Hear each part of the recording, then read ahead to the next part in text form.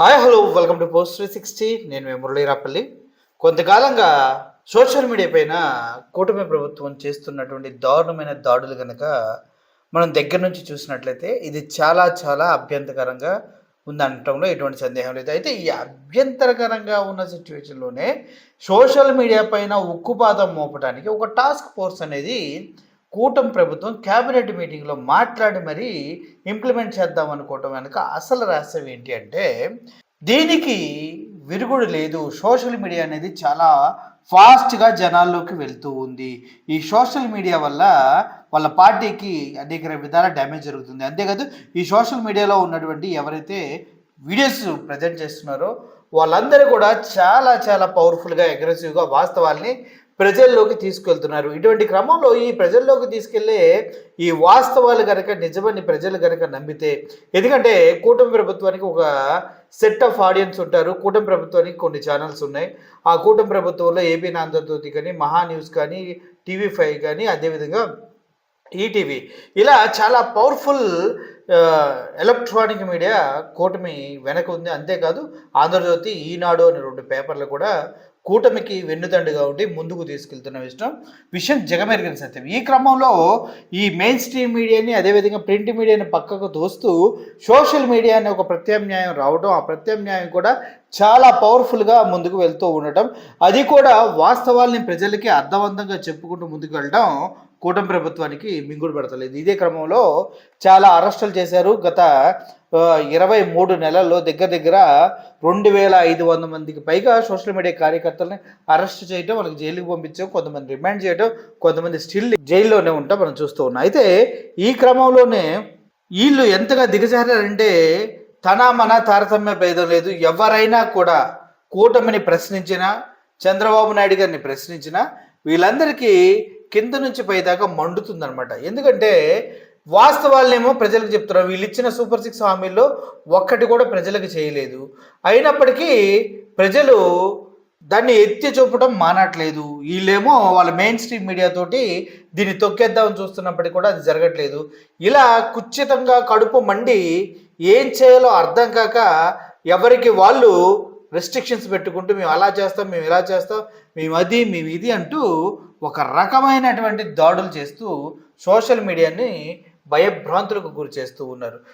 నిన్న ఒక social media influencer ఆవిడ మెగా డిఎస్సి అని పెట్టి అందులో జాబులు ఇస్తామని చెప్పి స్పోర్ట్స్లో పార్టిసిపేట్ చేసినటువంటి అత్యుత్తమ గోల్డ్ మెడలిస్టులు అందరినీ పక్కన పెట్టి బ్రిడ్జ్ అనే ఒక గేమ్ని ఇంట్రొడ్యూస్, బ్రిడ్జ్ అంటే పేకాట ఒకదాన్ని అందుట్లో ఇంట్రొడ్యూస్ చేసి ఎవడైతే పేకాట రైళ్లుగా చలామణి అయ్యారో గతంలో వాళ్ళకి ఉద్యోగాలు ఇవ్వటమేంట్రా బేవర్స్ అని అడిగినందుకు ఆ పాప పైన కూడా కేసు పెట్టడం జరిగింది. తన్ని కూడా దారుణంగా 6 పోలీసులు వచ్చి చుట్టుముట్టి తనని అరెస్ట్ చేయడానికి చూశారంటూ ఆవిడ చెప్పింది వింటే నాకే అనిపించింది, మరి ఏంటి 6 ఒక ఆడపిల్లని అరెస్ట్ చేయడానికి ఊరు పేరు తెలియని ఒక ఊరు నుంచి పరిగెట్టుకుంటూ వచ్చారా? వీళ్ళకి అర్థం కాకంది ఏంటంటే నల్లబాలు ఒక కేసు అంటూ ఒక హైదరాబాద్లో కేసు ఉంది. ఎవడైతే మనోభావాలు దెబ్బతిన్నాయో వాడు మాత్రమే, ఎవడైతే ఈ మాటలకి బాధపడ్డాడో వాడు మాత్రమే వచ్చి కేసు పెట్టాలి. కానీ ప్రతి పనికి మాలిన అల్లాటప్ప వెళ్ళి నా మనోభావాలు దెబ్బతిన్నాయంటే ఎగిరెగిరి జీ మీద తన్నట్టు ఆ కేసు ఉంది. అదే కాదు, ఎవరైనా అరెస్ట్ చేయాలంటే ముందస్తుగా వాళ్ళకి నోటీసులు ఇవ్వాలి, ఎందుకు అరెస్ట్ చేస్తున్నారో చెప్పాలి, 14 రోజులు దానిపైన విచారించాలి, ఆ విచారించిన తర్వాత తీసుకెళ్ళి వాళ్ళని కోర్టులో ప్రొడ్యూస్ చేయాలి. అంతేగాని వాడెవడో పోలీస్ ఆఫీసర్ కూడా వచ్చి నీ చుట్టుముట్టి నేను అరెస్ట్ చేస్తున్నావు అని చెప్తే భయపడి ఎవరో కూడా దానికి లొంగకండి. ఒకవేళ మీరు చేసిన తప్పు అయితే ఆ తప్పు చేశారు కాబట్టి మాట్లాడటానికి హక్కు మీకు ఉండదు. తప్పు చేయనప్పుడు సోషల్ మీడియాలో మీరు ప్రశ్నించినప్పుడు మొహం పగిలేలాగా అడిగే హక్కు ప్రతి ఒక్కరికి ఉంటుంది. అక్కడ చంద్రబాబు నాయుడు ప్రభుత్వంతో వచ్చారో, లోకేష్ గారు ప్రభుత్వంతో వచ్చారో, లేదంటే అన్నిటికీ అనాపాలజెటిక్ సనాతనీయ కారణమో ఎవరికి తెలియదు. కానీ సోషల్ మీడియా పైన మాత్రం దారుణంగా దాడి చేయడం కోసం ఈ కూటమి ప్రభుత్వం సిద్ధపడింది. ఈ సిద్ధం యొక్క అసలు రహస్యం ఏంటంటే భయం. ఎందుకంటే మనం చేస్తున్న అక్రమాలు, దాడులు, దౌర్జన్యాలు, మోసాలు, పథకాలలో మనం చేసినటువంటి అన్యాయం, ఇప్పుడు దోచుకుంటున్నటువంటి విధానం, లిక్కర్ని తీసుకెళ్ళి బీచ్ల్లో పెడతానని చెప్తున్నప్పుడు ప్రజల దగ్గర నుంచి వచ్చే వ్యతిరేకత, నాడు నేడు స్కూల్స్లో ఇంగ్లీష్ మీడియం ఉండేది మనం తీసేసాం, అది ప్రజల్లోకి వెళ్ళకూడదు, నిరుద్యోగ భృతి అనేది మనం ఇవ్వట్లేదు, అది ప్రజల్లోకి వెళ్ళకూడదు, అన్నిటికన్నా మించి ఆరోగ్యశ్రీని అటకెక్కించి పక్కన పడినొక్కే దాన్ని కూడా ప్రజలకు తెలియకూడదు, ప్రజలకి అత్యంత మంచి విద్య ఇస్తామని చెప్పాం, అది కూడా ఇవ్వట్లేదు, కాబట్టి మనం ప్రజల్లోకి వెళ్ళకూడదు, 3 సిలిండర్లు ఇస్తామని చెప్పాం, అది కూడా ప్రజల్లోకి వెళ్ళకూడదు, ఇవ్వలేదు. కాబట్టి మనం చేసింది అమరావతి కోసం కొన్ని వేల కోట్లు తీసుకొచ్చి కుమ్మరిస్తూ ఉన్నాం మన సొంత వాళ్ళ కోసం, అది కూడా బయటికి తెలియకూడదు. ఎలక్షన్ ముందు చంద్రబాబు నాయుడు గారి వాయిస్ అంటూ ఒక వాయిస్ కూడా బయటికి లీక్ అయింది, అది చంద్రబాబు నాయుడు గారితో కాదనేది కొంతమంది చెప్పాలి. కానీ ఆ వాయిస్లో ఉన్నది ఎగ్జాక్ట్గా ఇప్పుడు ఆంధ్రప్రదేశ్లో జరుగుతూ ఉంది. అదేంటంటే ఏం లేదు, గెలిచేది మనమే, అమరావతి వందే, ఓట్లు వేసిన వాళ్ళకి పథకాలు ఇస్తామని చెప్తాం, ఇస్తామా అనేసి చంద్రబాబు నాయుడు గారు మాట్లాడినటువంటి ఒక ఆడియో బయటకు వచ్చింది.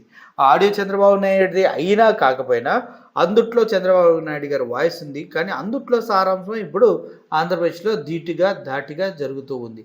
కాబట్టి ఇప్పుడు వాస్తవంగా మీరు అందరినీ కనుక గమనించినట్లయితే ఏం లేదు, ఎవడు ప్రశ్నిస్తే వాడిని తీసుకెళ్ళి లోపలే, ఎవడు గట్టిగా నిలబెడతాడో వాడిని తీసుకెళ్ళి లోపలే, అటు రావణ్ని తీసుకెళ్ళినా ఇటు కేవీఆర్ని తీసుకెళ్ళినా, కేవీఆర్ రెడ్ బుక్ని ఎర్రి బుక్ అన్నందుకు, రావణేమో పవన్ కళ్యాణ్ని పేచ్చా బూతులు ఆయన తిట్టినాయి అనుకోండి, అమ్మనా బూతులు పవన్ కళ్యాణ్ వాడిన ప్రతి ఒక్క పదాన్ని తీసుకొచ్చి పవన్ కళ్యాణ్ మీదే వాడాలకి పాపం సిగ్గుతో అరెస్ట్ చేయాల్సి వచ్చింది.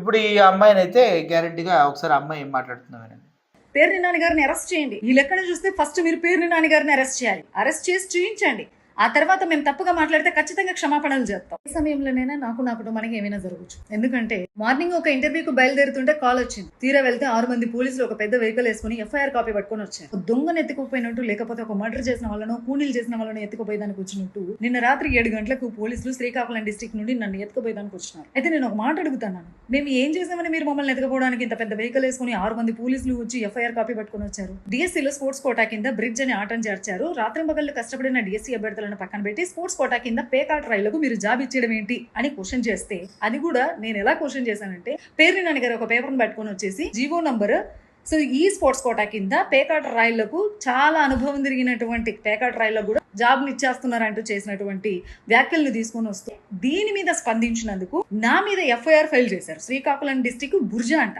ఆ ఊరి పేరు వినడం కూడా ఫస్ట్ టైం. అంటే ఇప్పుడు రాజకీయ నాయకులు ఆంధ్రప్రదేశ్ లో ఇన్ని ప్రాబ్లమ్స్, ఒక అమ్మాయి మీద రేప్ జరిగినప్పుడు, ఒక అమ్మాయిని చంపేసినప్పుడు, లేకపోతే రైతులు ఆత్మహత్యలు చేసుకుంటున్నప్పుడు, వేల కోట్లు బ్యాంకులకు ఎగనామాలు పెట్టేసి పారిపోయే వాళ్ళు, లేకపోతే అవినీతికి పాల్పడే రాజకీయ నాయకులు, పేపర్ లీకేజ్లు, ఇవన్నీ కాదని నువ్వు మాట్లాడినటువంటి మాటల మీద ఇంత ఇమీడియట్ యాక్షన్స్ ఉంటాయి. దీనికోసం ఒక స్పెషల్ టాస్క్ ఫోర్స్, గవర్నమెంట్ అని ఎవరు ప్రశ్నిస్తున్నారు, గవర్నమెంట్ కి ఎవరు వ్యతిరేకంగా మాట్లాడుతున్నారని మొత్తం స్టడీ చేసి మళ్ళీ అరెస్ట్ చేయడానికి వచ్చారు కదా. మాకంటే ముందు మీరు పేరుని నాని అరెస్ట్ చేయాలి కదా, మరి ఎందుకని అరెస్ట్ చేయలేదు అంటే మీరు రాజకీయ నాయకులను టచ్ చేయరా?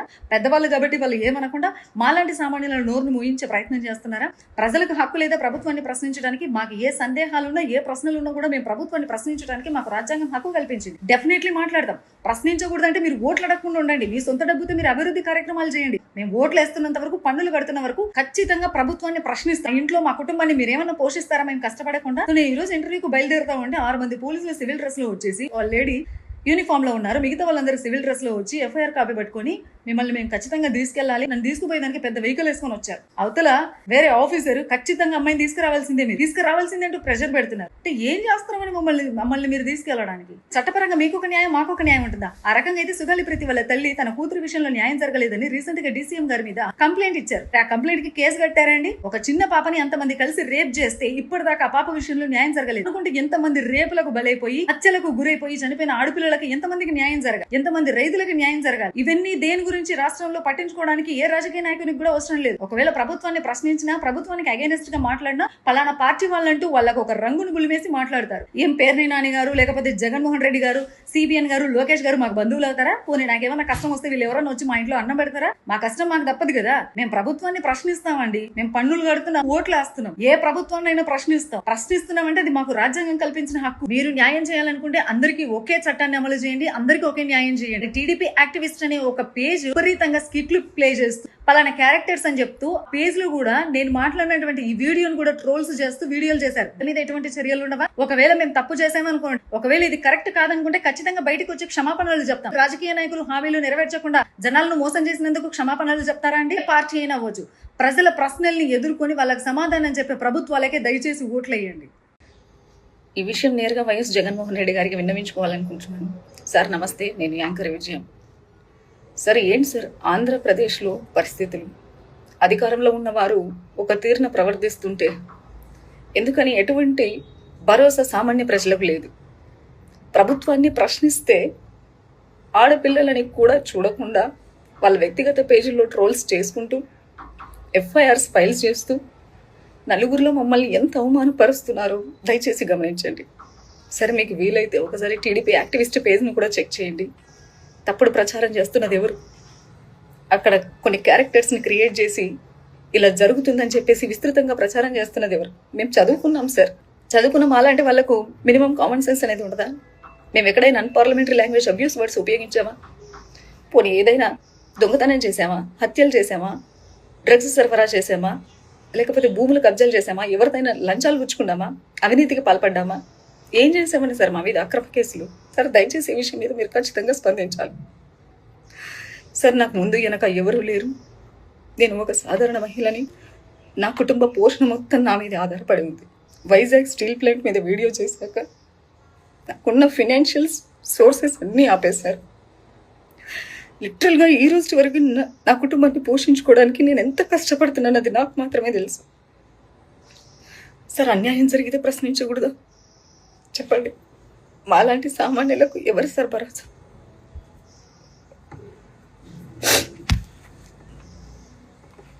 నా తల్లిదండ్రులు చాలా ఏజ్ పర్సన్స్, నాకెవరు లేరు. నాకు ఏ క్షణం ఏమైనా జరగవచ్చు. కేసుల గురించి మేము భయపడట్లేదు. మాలాంటి వాళ్ళను కూడా ఇలా ఇబ్బందులు పాలు చేస్తున్నారు. ఖచ్చితంగా మేము ఏది మర్చిపోం, అన్నీ గుర్తుపెట్టుకుంటాం. దయచేసి ఈ విషయం మీద మీరు ఖచ్చితంగా స్పందించాలని కోరుకుంటున్నాను. సామాన్య ప్రజల బాధ ఎవరికి విన్నవించుకోవాలి? అధికారంలో ఉన్న వాళ్ళు కేసులు పెట్టుకుంటూ వెళ్తే మేమంతా పిచ్చలమా? లేకపోతే వాళ్ళకి ఏమైనా బానిసలమా? ప్రశ్నించడం మా హక్కు, మేము ప్రశ్నిస్తాం. కానీ వ్యక్తిగతంగా ఇబ్బందులు పాలు చేసి నలుగురిలో వెతుక్కుంటూ మా కోసం వచ్చినటువంటి ఇది చూస్తే ఎంత అవమానం సార్. కాబట్టి మీరు ఖచ్చితంగా స్పందించాలని కోరుకుంటున్నాను. చేసి ఈ వీడియో మీద మీరు స్పందిస్తారని కోరుకుంటూ. విన్నారు కదా, ఈ అమ్మాయిని అయితే ఎందుకు అరెస్ట్ చేయడానికి వచ్చారు? బ్రిడ్జ్ గేమ్ పెడతారా, ప్యాకాట్ని ప్రోత్సహిస్తారా, సిగ్గుందా మీ బతుకులకి అని మొహం మీద చెప్పుతో కొట్టినట్టు అడిగినందుకు పాపం వీళ్ళకి ఎక్కడెక్కడో ఖాళీ అరెస్ట్ చేయడానికి వచ్చారంట. అయితే ఈ అరెస్టులు ఎంతకాలం చేస్తారు? మా అయితే 2 సంవత్సరాలు. ఆ తర్వాత ఏమైందో తెలుసు కదా. మరి దాని గురించి వీళ్ళు ఎందుకు ఆలోచించట్లేదు అంటే, అధికారం ఉన్నప్పుడు బలుపు గర్వం అన్నీ చూపించాలి, అరెస్టులు చేయించాలి. అది సాయి కృష్ణని లాకప్లో చంపేసిన, ఇంకొక మహిళను లాకప్ డెత్ చేసిన, లేదంటే భయపెట్టి ఒక వ్యక్తిని మరణానికి బుసుకొలిపి గులికలు మింగి చచ్చేలా చేసినా, ఎవరిని చేసినా కూడా అస్సలు ఆలోచించడానికి లేదు.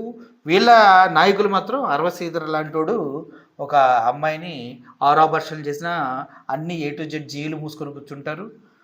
అంతేకాదు ఒక డ్రైవర్ని చంపి చెన్నైలో పడేసినటువంటి వాళ్ళ పార్టీ ఎమ్మెల్యేని కూడా నెత్తి మీద పెట్టుకుని పూజిస్తూ ఉంటారు. అంతేకాదు రికార్డింగ్ డ్యాన్స్లో బట్టలు ఇప్పేసమన్న వాళ్ళని కూడా ఏమనకుండా నెత్తి మీదే మోస్తూ ఉంటారు. అంతేకాదు ఈ సోకాల్డ్ పవన్ కళ్యాణ్ అనే వ్యక్తి అన్అపాలజెటిక్ సనాతనిగా ఉండి కాశీనాయన క్షేత్రాన్ని కూల్ చేసినా కూడా అందరం మూసుకొని ఉండాలి. అంటే సిగ్గు శరం మనకు లేవు, వీటిని ప్రశ్నించకూడదు. ప్రశ్నిస్తే పవన్ కళ్యాణ్ పరువు దిగజారిపోయింది. చేతకాని మాటలు మాట్లాడి గతంలో ఏమన్నాడు, వాలంటీర్స్కి సంబంధించి వాలంటీర్స్ నా అక్క తమ్ముళ్ళు అన్న చెల్లెలు కావాలంటే మీకు వచ్చే 5,000 కాకుండా ఇంకో 10,000 ఇస్తాను సొల్లు కబుర్లు చెప్తున్నా కూడా మనం అవి నమ్మాలి. తర్వాత వాలంటీర్ వ్యవస్థ పోతే వాళ్ళకి చట్టబద్ధత లేదన్నది. మరి చట్టబద్ధత కల్పించే హక్కు మీకు ఉందిగా, నువ్వు డిప్యూటీ సీఎంగా ఏం బిగుతున్నారు మీరు అని అడిగే హక్కు ప్రతి ఒక్కరికి ఉంది, కానీ అడగకూడదు. ఇలా ప్రతి ఒక్క దాన్ని వాళ్ళు కంట్రోల్ చేసుకుంటూ మన జీవితాల్ని ఒక బానిస బ్రతుకులుగా చేస్తూ అరెస్టులతో భయభ్రాంతులకు గురి చేస్తూ మన పైన దాడులు చేస్తుంటే చూస్తూ ఉండాలి. ఇదే మన జీవితం అని సర్దుకుపోయి మూసుకొని బ్రతకాలి. ఎందుకంటే లక్షల కోట్ల ఆస్తులు, అధికారాలు వాళ్ళ చేతిలో ఉన్నాయి కాబట్టి మనం అన్నిటికీ మూసుకొని వాళ్ళు చెప్పినట్టు వినాలా అనేది ఇక్కడ తెలుస్తుందన్నమాట. సరే, మొత్తానికి కూటమి ప్రభుత్వం మనల్ని బానిసలుగా చేసుకోవడానికి చాలా తహలాడుతుంది. కానీ అది జరుగుతుందా లేదనేది మనమే నిర్ణయించి చెప్పాలి. మీరేమంటారు? జరిగిద్దా? కలే కదా. Okay, thank you so much. Murali signing off. Thank you so much.